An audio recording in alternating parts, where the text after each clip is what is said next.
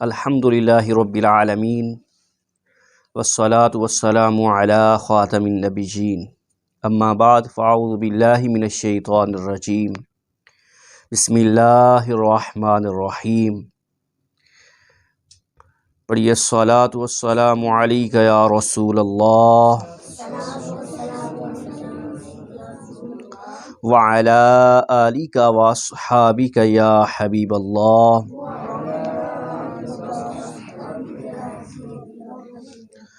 الصلاة والسلام علیک یا خاتم النبیین وعلی آلک واصحابک یا خاتم المعصومین۔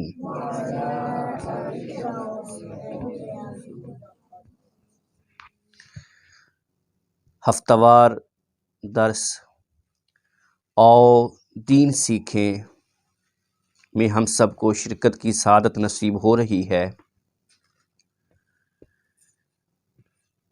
پہلے کی طرح آج بھی ہم سب کو اس درس میں بہت کچھ سیکھنے کو ملے گا۔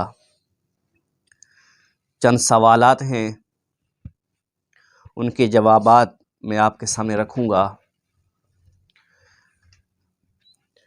پہلا سوال یہ ہے، کیا رات میں بھی کوئی مکروہ وقت ہوتا ہے جس میں سجدہ کرنا منع ہو؟ اکثر ہماری عوام کے اندر یہ بات مشہور ہے کہ جس طرح دن کے وقت مکروہ وقت ہوتا ہے، اسی طرح رات میں بھی کوئی مکروہ وقت ہوتا ہے جس میں نماز پڑھنا، سجدہ کرنا منع ہوتا ہے۔ یہ پہلا سوال ہے۔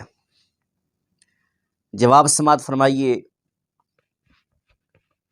مکروہ اوقات تین ہیں۔ تین اوقات ایسے ہیں جن میں ہر طرح کی نماز پڑھنا منع ہے۔ ادا، قضا، نوافل، ہر طرح کی نماز ان میں ادا کرنا منع ہے۔ وہ تین اوقات ہیں۔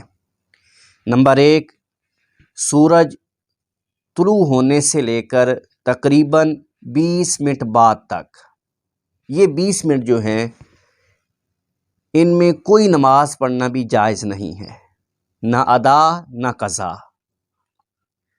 مثال کے طور پر اگر آج سورج طلوع ہوا ہے 7 بجے، تو 7 بجے سے لے کر 7:20 تک یہ جو 20 منٹ ہیں ان میں ہر طرح کی نماز پڑھنا منع ہے۔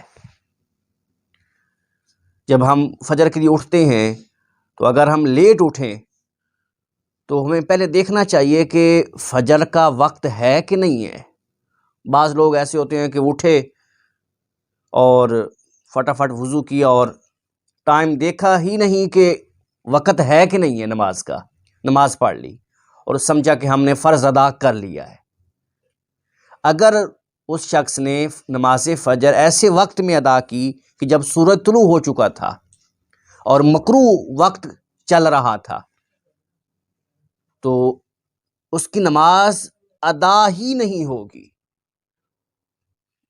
قضا بھی شمار نہیں ہوگی، بلکہ اب اس پہ لازم ہوگا کہ جب وہ مکروہ وقت نکل جائے، یعنی وہ 20 منٹ جو ہیں وہ نکل جائیں، تو ان 20 منٹوں کے بعد وہ فجر کی نماز دوبارہ پڑھے گا، کیونکہ ان 20 منٹ میں کوئی نماز نہیں ہوتی، قضا بھی نہیں ہوتی، ادا بھی نہیں ہوتی۔ لہٰذا ہمیں دیکھنا چاہیے فجر کے وقت خصوصاً طور پہ کہ وقت ہے کہ نہیں ہے۔ اور آج کل اس کا آسان طریقہ یہ ہے کہ ہم مسجد میں کیلنڈر کی تصویر لے لیں، اس سے دیکھ سکتے ہیں کہ آج مثال کے طور پر آج 27 تاریخ ہے، تو آج فجر کا ٹائم کتنے بجے شروع ہو رہا ہے، کتنے بجے ختم ہو رہا ہے۔ ہر نماز کا وقت ہمیں پتہ ہونا چاہیے، خصوصاً فجر کا۔ تو 3 اوقات ہیں جن میں ہر طرح کی نماز پڑھنا منع ہے، مکروہ اوقات ہیں۔ نمبر 1، سورج طلوع ہونے سے لے کر تقریباً 20 منٹ بعد تک۔ نمبر 2، سورج غروب ہونے کے وقت سے تقریباً 20 منٹ پہلے کا وقت ہے۔ مثال کے طور پر اگر سورج غروب ہو رہا ہے 5:30 بجے، تو 5:10 سے لے کر 5:30 تک یہ 20 منٹ جو ہیں یہ بھی مکروہ وقت ہے، ان میں بھی کوئی نماز بھی جائز نہیں ہے۔ ہاں اگر اس دن کی عصر کی نماز اگر ابھی تک نہیں پڑھی تو وہ ان 20 منٹ کے اندر بھی ادا کر سکتے ہیں، بلکہ کر لینی چاہیے، لیکن اتنی دیر کرنا حرام ہے۔ اور تیسرا وقت ہے نصف النہار شروع سے لے کر سورج ڈھلنے تک، جسے ہم زوال کا وقت کہتے ہیں۔ تو یہ 3 اوقات ہیں جن میں نماز پڑھنا منع ہوتا ہے، انہیں مکروہ اوقات کہتے ہیں۔ اس کے علاوہ پورے دن میں 24 گھنٹوں میں کوئی وقت مکروہ نہیں ہے۔ عوام میں جو مشہور ہے کہ رات کو 12 بجے مکروہ وقت ہوتا ہے، یہ بالکل غلط بات ہے، اس کی کوئی شرعی حیثیت نہیں ہے۔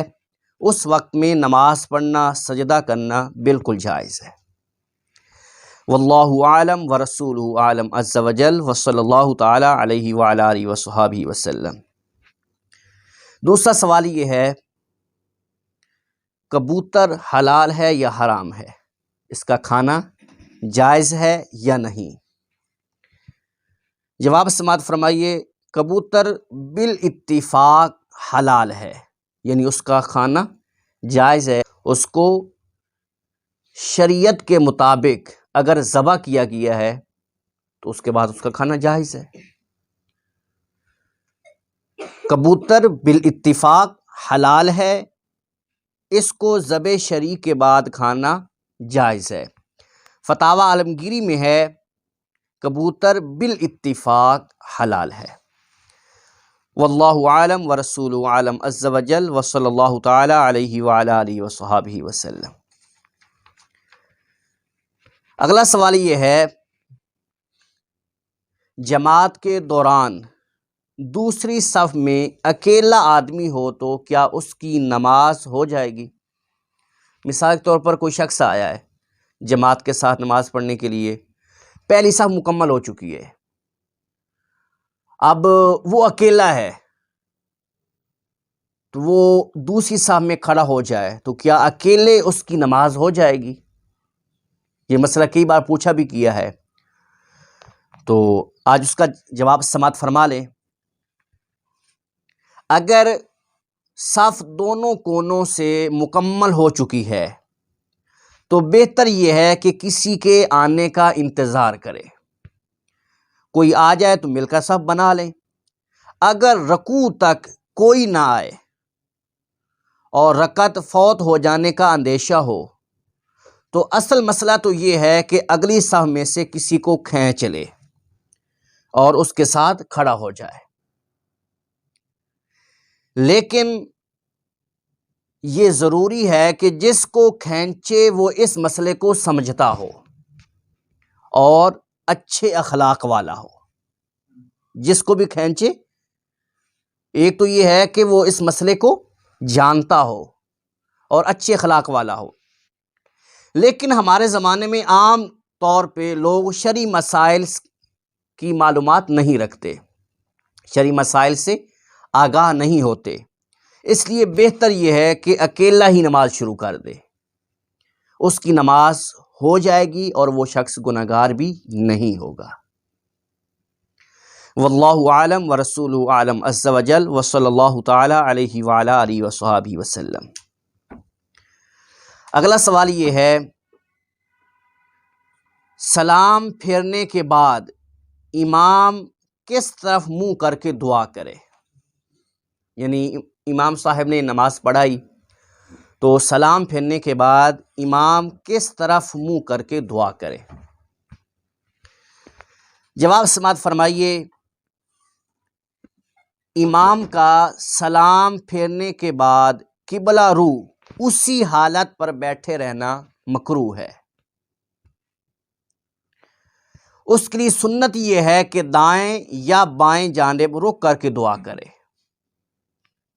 حضرت سیدنا انس بن مالک رضی اللہ تعالی عنہ اور حضرت سیدنا برا رضی اللہ تعالی عنہ بیان کرتے ہیں کہ رسول اللہ صلی اللہ تعالی علیہ وعلی آلہ وصحبہ وسلم دائیں طرف مڑ کر بیٹھتے تھے۔